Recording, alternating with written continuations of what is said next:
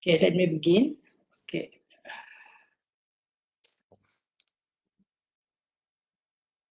So, all right. So this session is for applicant Mr. He Huang for the course of KNM6033AC Quality Management. He is from Master of Science in Engineering Management at the Faculty of Engineering, and today the assessors will assess your portfolio. And the assessor will be Associate Professor IR Dr. Syed Tarmizi, as well as IR TS Dr. Shirley Jonathan Tanjung. So for the flow of today's sessions, we will begin with a short presentation by the applicants, Mr. He Huang. So I pass the screen to you. Okay, Dr. Ashrani. Actually, I did not prepare any slides actually, but maybe I'll just show on my assessment report. Let me just get way to share the screen.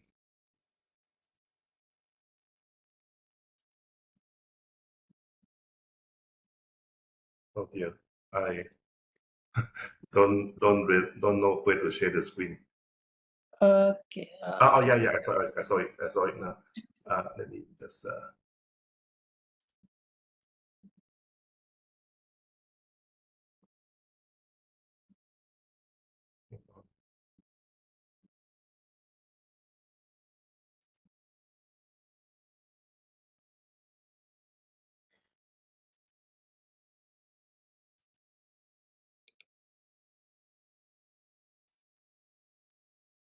Okay.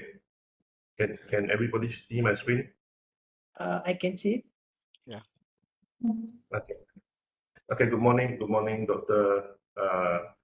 My name is He Huang. I am the applicant for the FLC for the quality management.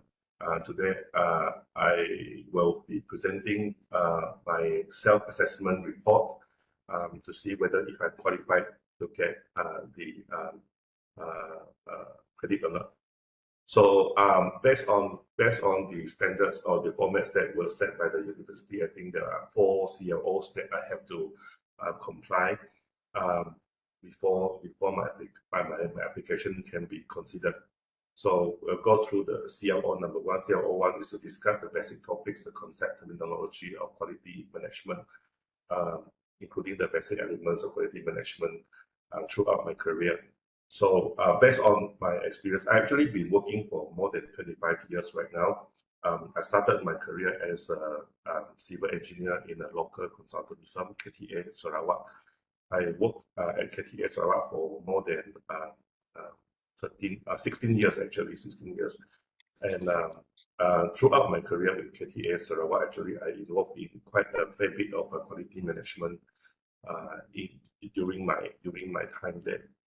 So I started as a civil engineer, design based in office. Then I actually requested to go to the site as an assistant resident engineer, and from there then I exposed myself a lot on quality management, because when you are at site, then actually the key role is actually to have the quality assessment on the work done, on the materials delivered, and on the quality of workmanship.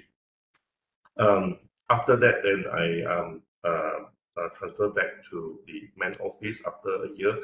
Then I was actually assigned to the ASEAN bridge, now the Kuala Baram and the Sungai Tujuh bridge connecting to Brunei from Miri. So I was assigned as a QA/QC engineer based at site over there. So by the name, virtue of the name, that actually my experience is dealing with all the QA/QC matters, including the inspection request, inspection, whether approval or non-approval, the methodology of inspecting the work done, then all the quality trainings of my staff, my cloud works, and also the liaison with the client side on the QA/QC matters, and also the contractor side on the QA/QC procedure. So that I spent about one and a half year at Kuala Baram Bridge. The name is now ASEAN Bridge Line. And then after that, then I've been transferred back to HQ. From there, then I was promoted as an associate to the company, and also getting myself involved a lot on the quality management committee. I was appointed as an internal auditor for 6 years.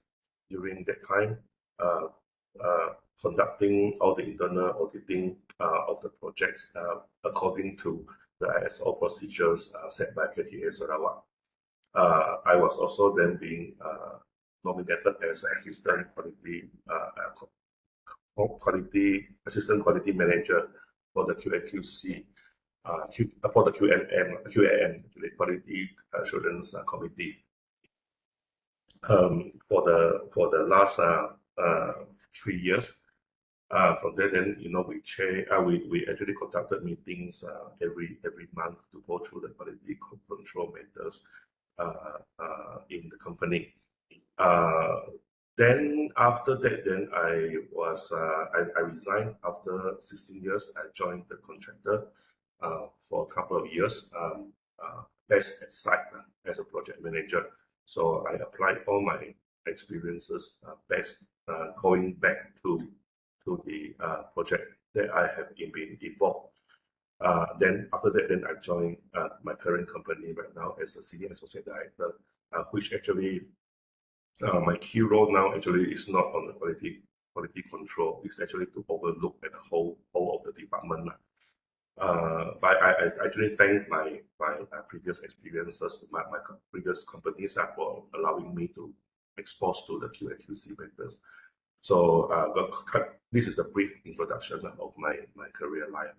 So based on that, and I think I summarized myself that I actually cover all the learning, all the CFOs in the course, which including the basic terminology, the principles that I use throughout my career life, utilizing the quality management framework, what procedure that I use, what have I produced, like the quality project quality plan, the testing plans, things like that. And then also working together with the team is actually not something new or not something that is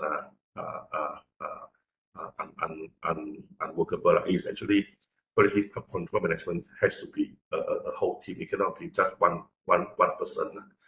So that actually summarizes of what my report is like. So if there's any questions from the two doctors, I'm more than happy to answer.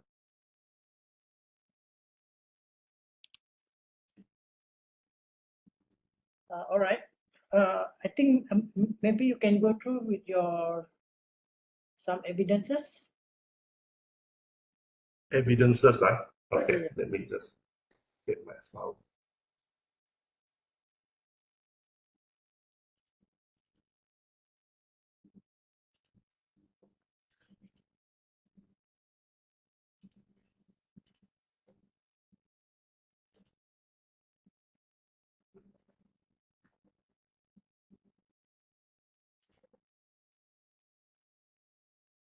Can you see my screen right now on the project quality plan? We can see, yes. Okay, this is just a table of content of the project quality plan that I actually created by myself for one of the projects when I was in KTA Sarawak as a design coordinator. So this is the proposed Sungai Sarawak Bridge at Isthmus, the one that actually linking to BCCK right now. If you all are familiar, from the linking to BCCK, that bridge, and also the road in the internal road within BCCK, that is called Isthmus. So this is the PQP that I have produced. So in the PQP, I actually created this based on the quality manual from KTA Sarawak. Quality, of course, the quality manual based on Sarawak is based on the ISO 2000, ISO 9001 2001 framework. Okay. So this is the first one is of course the general description of the project, and then we also have the quality objective, which we have to monitor on the frequency that we set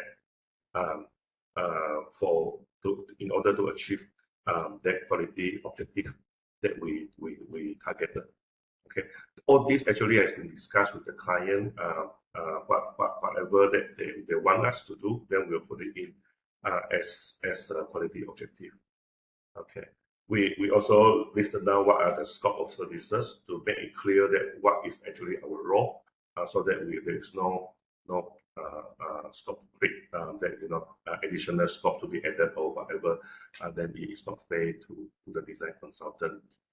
Parties of the project, the stakeholders, we list it down. Project team, this is the organization chart of the team. We stated out in the PQP how many inspector awards, who are the engineers representative, and who are the clients. Okay. Then we also stated down all the responsibilities and authorities of the key personnel. The REs, the inspector award, what do they do, what are the responsibility, and what are their work scope. Okay, these are the org chart. Okay, now we also put down here, there is an interface requirement, how many meetings, how many client consultant meetings, how many coordination meetings we should be having throughout the entire project in order to maintain the close communication network with the stakeholders. Okay, the project schedule and program is actually very, very common or a very important requirement on the quality management framework, that we have to have that the works program. And also the work program is not attached in here. This is just now the main text. Okay, works program actually is prepared by the contractor, then vetted through by us, and also agreed by the client. So we use that work program as a basis, as the baseline to monitor the whole project. Okay, now document controls and records of the project. What are the things that we are recording, and how do we control the correspondences and the documents are all set up in here. Okay, inspection and test plans. I'll show you the inspection and test plan in a short while. Those are also relevant documents, or very, very important documents that we have to monitor the quality control of the project. And then of course the internal audit plan. So internal audit plan will be based on the KTA Sarawak audit master plan, which is actually taking once a year actually. Okay, so all the appendixes here, the master program, the site plan, everything's are all here. What I'm going to show you here now is the inspection and test plan. So these are, I don't know, Dr. Swani, can you see my screen right now on the inspection and test plan? Yes. Okay, so this is the inspection and test plan that we have listed out. What are the description of work, the setting up of work, drainage, culverts, pavements, and how do we do the embankment filling, how do we do the subgrade. So we go back here. The inspection and test plans are all right here, set up in standard specification of roadworks. All the references are right here. Okay, so based on this inspection and test plan, we actually then develop the checklist on what needs to be done.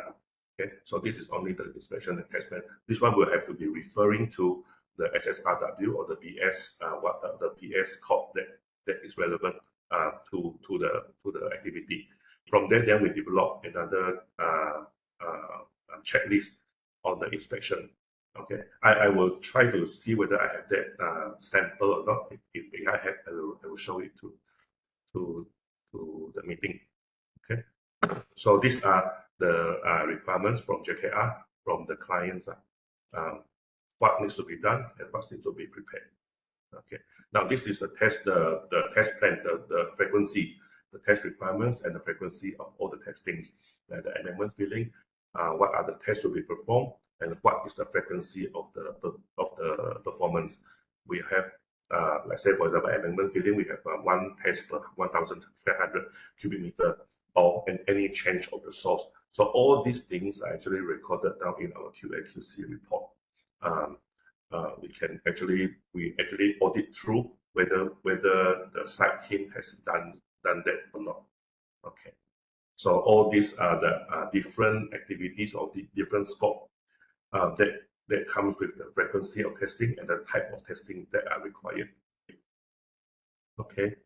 Now I'll see whether I have any. Let me see.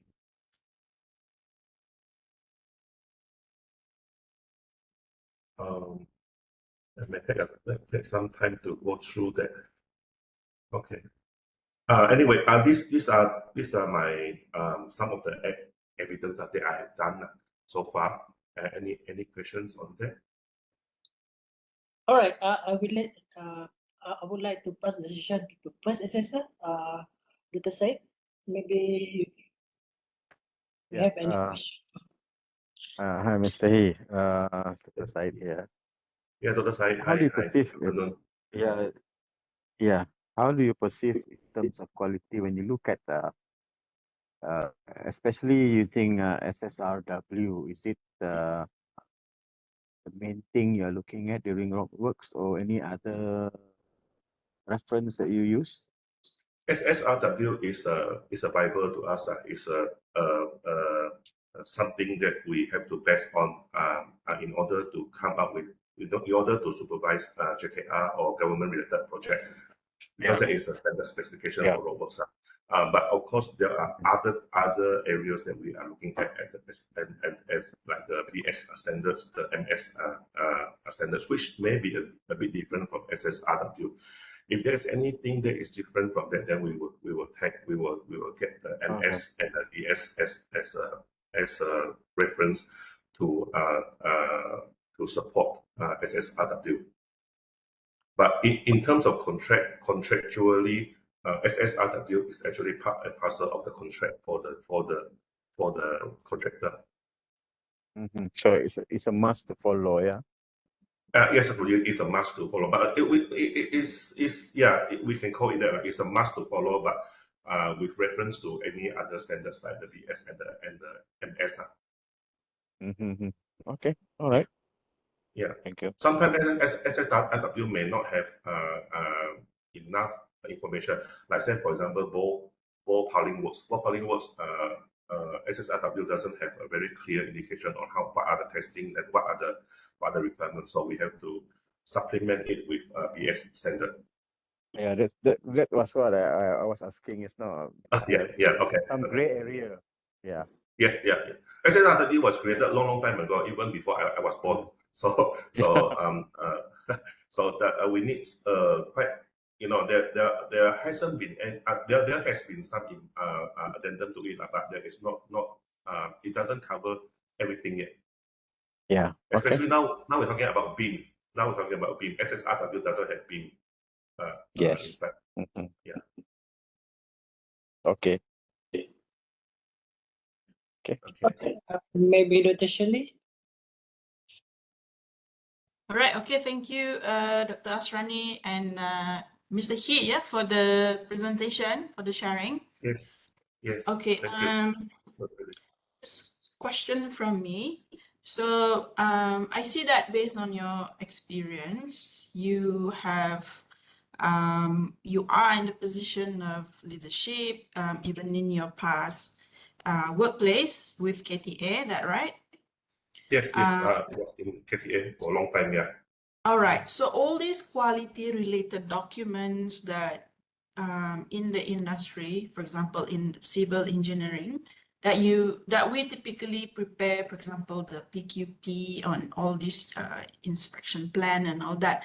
This is to satisfy the requirement, or probably it's a must for the contract. So you know, all these requirements from clients, you know, from regulatory bodies aside, now from yourself, can you describe if you or describe at least one experience where you have an initiative of maybe trying to improve quality or trying to fulfill a customer's requirement, okay, not within the context of the contract, for example. Can you maybe give an example on that? Okay. Yeah. I actually has quite a few, but I think the one that I can share with everyone here is we have JKR has a lot of officers. Different department has different officers, and different department has different requirements on how to prepare reports and how to prepare documents. So at one instance, actually, we actually has a project from a different department than other than rock section. The last time we called it rock section. So under a different department, under the what's it called again? Rural development section. So we actually when we do our preliminary report, the feasibility studies, the preliminary report, all those things, we use back whatever the format that was what we used to for the rock sections, and then it got rejected, and it got very poor remark by the officer in charge. So then we have to go back and see him and talk to the officer. Now, what actually do you want? Then how do we improve from there? How do we get satisfied on your requirements? After a couple of meetings with the officers and also the bosses, I come back to the office and I do a PDCA cycle. We try and error kind of thing. So we plan it on what the new requirements are on that new sections. What do they need? They need to be very specifically written down as what kampongs, how many residents are there, what is this road serving to. These kind of things are not actually required under the other department. So we try out, we plan it, and then we do it, and then we analyze it. We get our engineers to actually to fulfill their requirement. And after 2 cycles of it, finally, the new department accepted these amendments of ours. So now, after that, then this becomes a standard format or standard documents for the new engineers now to follow on. What does this section wants and what does this section wants? So it's actually this is a practical experience that we are doing. That I'm doing actually. I did that for KTA as well. All right. So at that, what was your role? You were the. I was the coordinator actually. I was the coordinator. The coordinator for the project. The project is actually head by the project director and the project manager. Then coming down is me, and then I have to coordinate among the designers, the specialists, and then also the client side, and also the utilities providers. All right. Okay. So if you were to see this from a top view, from the overall life cycle of the project, this is what will you consider this project at planning stage, or maybe project improvement stage? What will you consider this at? What stage was this? I would say that it can be considered as a project improvement stage. It is not a project. It is actually to improve the presentation of the project to the client, to satisfy the client's requirements. All right. Okay. What were the well, you can answer this based on the same project example or maybe a new Okay. project. So let's say that you come across a problem. Can you describe how do you tackle this problem or address this problem based on an evidence-based decision making? I think we will use probably the checklist and also the fishbone diagram to know what actually are the causes of the problems. We list it down.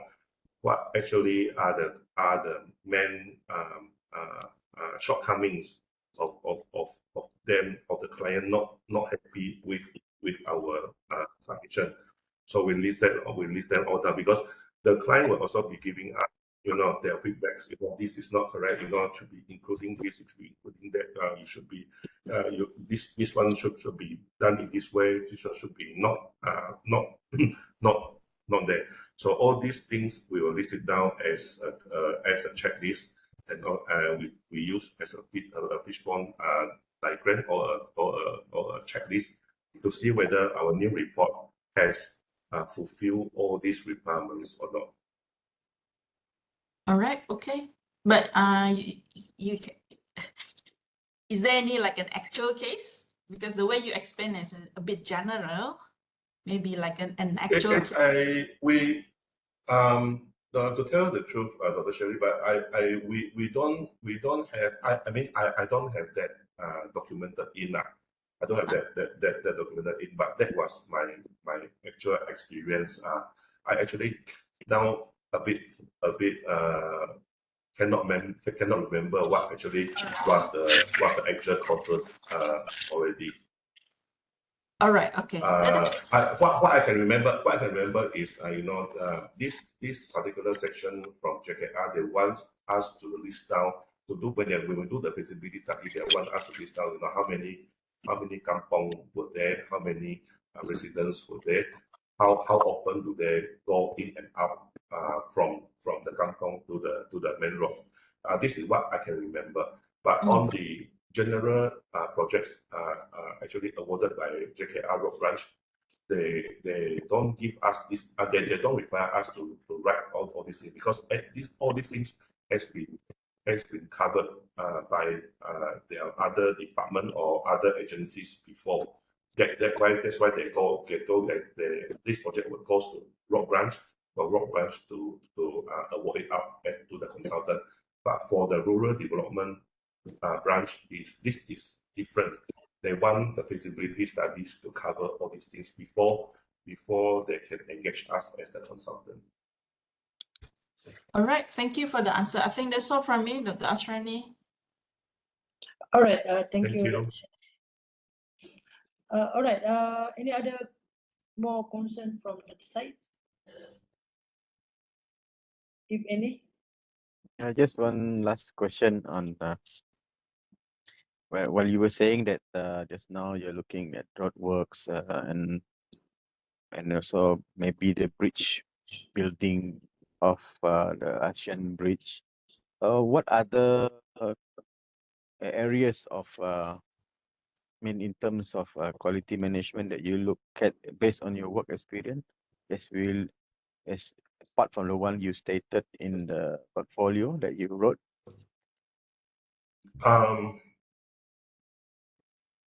The one that I started in my portfolio are the main projects that I am involved in the quality management control. Yeah. Okay. Of course, there are other projects that I'm handling, which I am not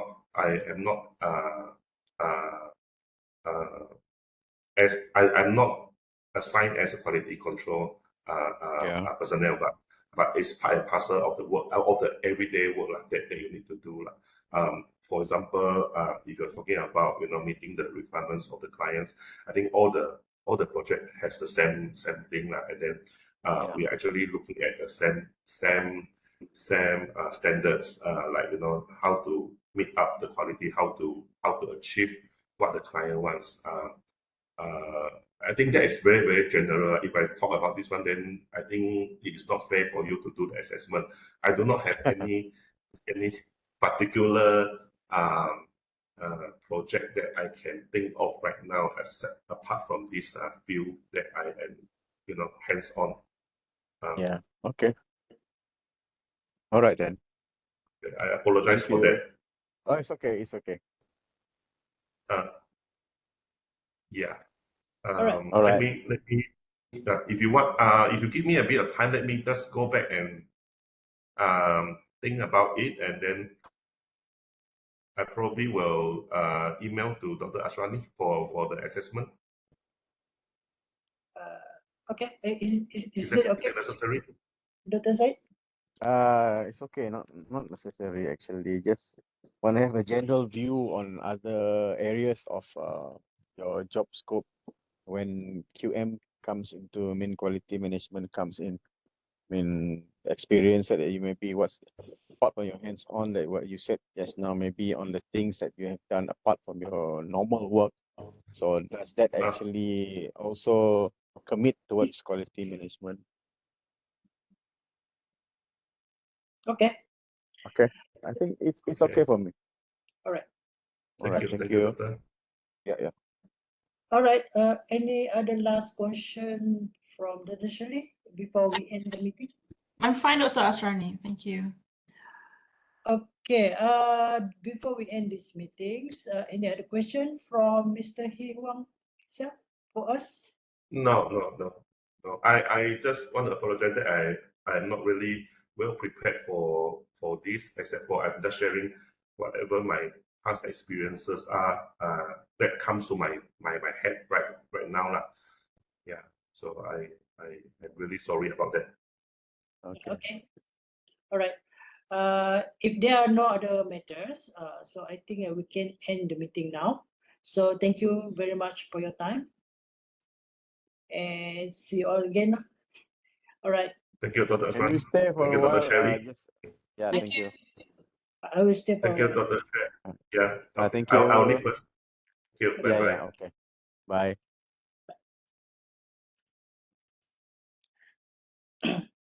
Okay. Okay, sebentar. By the look, okay lah. Yeah. For me, okay. So I already masukkan rubric. So my average is 7. Oh, okay. I More or put less. 7, 6, 7, 8 lah. Teamwork is, not questionable lah because he's in the position. Yeah. So it just in terms of those basics or fundamentals, understandable lah because they're working people. When they do this quality thing, it's just to satisfy the tender document, the contract. It's like, yeah. Okay. Yeah, that is their daily work actually sebenarnya. Yeah. They prepare the document just to satisfy that only. Yeah. Yeah, SOP dia apa. Yes. Okay lah, kami isi lebih kurang macam biasa kata, pass it back to Asrani lah. Yep. Okay. All right. Alright, thank you. Thank you. Okay, bye. Okay, bye-bye. Bye. Assalamualaikum.